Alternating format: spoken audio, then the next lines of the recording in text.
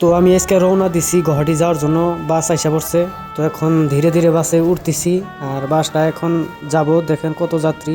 আর আমি এই বাসে করেই গুয়াহাটি যাব। তো ফাইনালি রওনা দিছি গুয়াহাটি যাওয়ার জন্য। তো আজকে মোটামুটি পৌঁছিমু। এদিকে বহুত জাম লাগে আছে গা।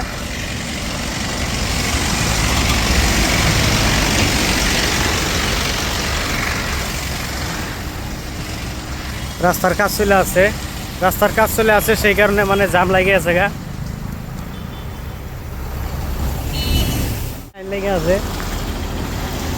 ওই যে গাড়ি আইতেছে, তো যাবো আমরা। ওই যে এখন গাড়ি চলবো, জাম ছাড়ছে আর কি। চলো। তো পাইখানা এখানে সবাই খাওয়া দাওয়া করবো। তো আমি আছি আপনাদের সাথে, তো সবাই দেখতে থাকেন। খাওয়া দাওয়ার শেষে মানুষ সবাই উইডে তারপরে গাড়ি চলে যাব। তো আমার খাওয়া দাওয়া ক্লিয়ার অলরেডি দেখাই নাই।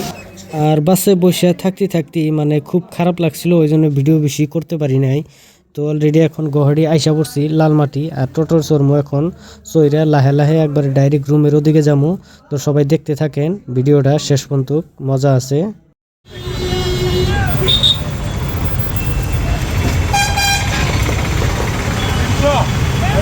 ইতিমধ্যে লালমাটি নাইমে বললাম।